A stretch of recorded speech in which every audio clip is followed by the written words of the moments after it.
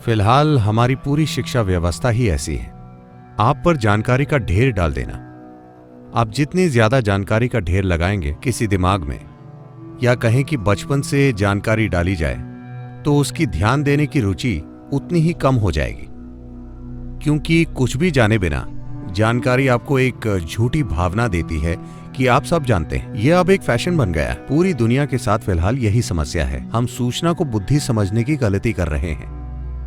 एक व्यापारी या कोई भी इंसान जो किसी परिस्थिति में रास्ता खोजना चाहता है, उससे बुद्धि की जरूरत है, ना कि बस सूचना की। सूचना थोड़ी उपयोगी हो सकती है, लेकिन बुद्धि ही आपको किसी विशेष स्थिति से गुजरने का एक अनूठा रास्ता दिखाएगी, ना कि वैसा रास्ता जो कोई और अपना रहा है।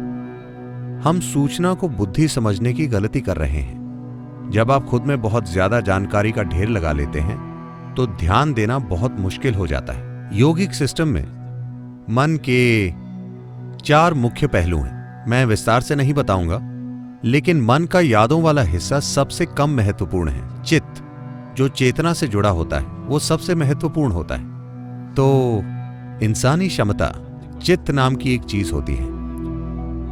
अगर आप चित्त को कोई आकार दे दें, तो वो आकार हमेशा सच्चाई बनेगा,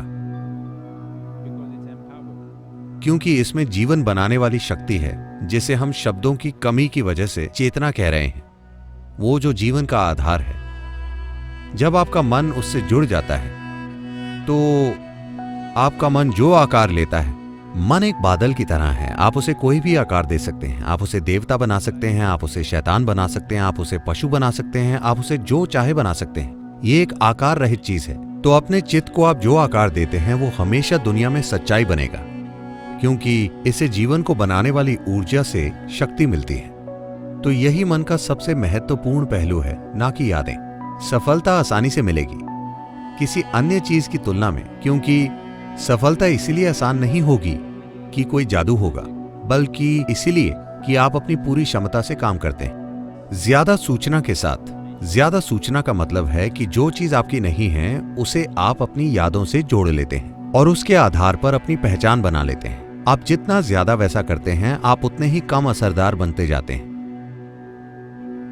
लेकिन फिलहाल हमारी पूरी शिक्षा व्यवस्था जानकारी देना है, और इंटरनेट मौजूद है। एक 12 साल का बच्चा जानता है कि वहां करोड़ों प्रकाश वर्ष दूर जो गैलेक्सी है, उसका नाम क्या है, जो उसके लिए अच्छा नहीं है, क्योंकि यह ज्ञान नहीं है, यह किसी भी तरह से उपयोगी नहीं है। यह बस अपनी बढ़ाई करने के काम आता है, और सबसे बढ़कर यह आपकी ध्यान देने की क्षमता नष्ट कर देगा, क्योंकि ध्यान देने का आधार यह है कि आपको एहसास है कि आप इस ब्रह्मांड में एक कण को भी ठीक से नहीं जानते। आप एक अणु को भी पूरी तरह से नहीं जानते, इसीलिए आप ध्यान दे पाते हैं। If you think I know this, you cannot pay attention. अगर आपको लगता है मुझे ये पता है, तो आप ध्यान नहीं दे सकते।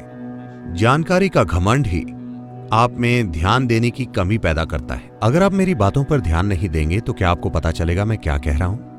नहीं, जीवन का हर पहलू इसी तरह है ना? अगर आप ध्यान नहीं देते, तो आपको पता नहीं चलेगा कि आप क्या खा रहे हैं, कैसी सांस ले रहे हैं, क्या हो रहा है। बहुत से लोग फूलों की खुशबू पर ध्यान नहीं देते, या कोई भी दूसरी चीज पर, वो पास से गुजर जाते हैं, पत्थर की तरह।